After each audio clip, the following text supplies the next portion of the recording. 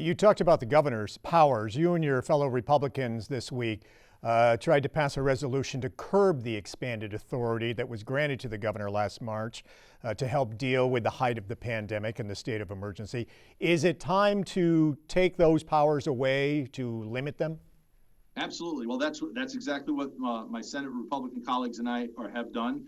We have committed as a conference that every day that we're in session, when we're voting on bills, that one of those bills is going to get a hostile amendment introduced that would curb the governor's emergency powers. So this week was our first, true week back in session, Monday and Tuesday. Monday, Senator Pam Helming introduced a hostile amendment, but yesterday, Tuesday, was my opportunity to do so on the floor. So my first opportunity to speak on the floor of the Senate as a senator was to make a hostile amendment to pull the governor's executive authority. He's had it for 10 months now. And frankly, I think the vaccination program is an area to say, look, that's a prime current example of where this executive authority has not served the state of New York well. It's been a detriment to us. But we don't need, the legislature should be a co-equal branch of government. We should reassert ourselves. That's our constitutional authority. That's our constitutional obligation, is to be a check on the governor.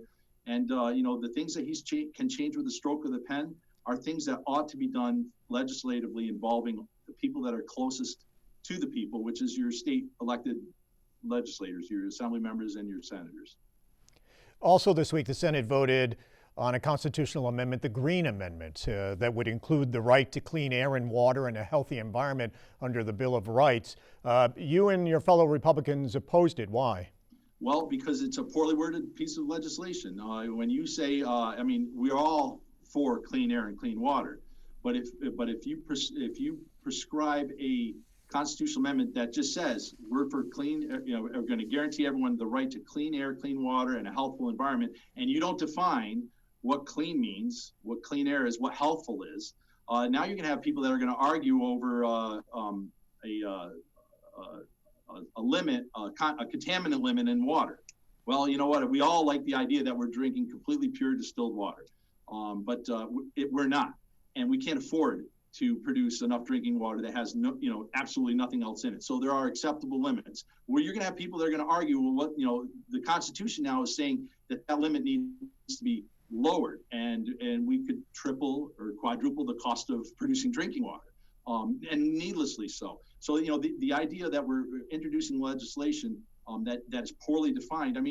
And I've heard the arguments before, well, this is aspirational. Well, of course we should aspire to clean air and clean water and a healthful environment. But the legislature in the state of New York is in the business of writing law, and laws cannot be very vague. You're gonna walk into, when they're vague, that's when they get misinterpreted. That's when they get argued over. That's when they get litigated over. That's when people mistrust them. And so our point was that the way it was written was poorly done, and it should have been tightened up. If it can be better defined, if the language can be better defined, then you support the concept? What's the definition of clean? You get three people in a room and say, define clean in this context, you're gonna have an argument. And I think it came out on debate that the sponsor of the bill was content with, well, we'll just let the courts figure that out. No, our job is to get it right. We should be aspiring to write law that doesn't need to be interpreted by the courts. It doesn't need to be, I want to write the law. I don't want a judge rewriting the law. I want us to do it. And so we need to do it the right way, carefully thought out, with specific language. People talk about how words matter. That's right. And words really matter, especially when you're putting them down and calling them law. Two other items on the governor's agenda: the legalization of recreational marijuana. Do you have concerns about the state getting into the business of selling marijuana? Absolutely. Every time I've been asked this question in the assembly, I have been, and I will continue to be opposed to recreational use of marijuana.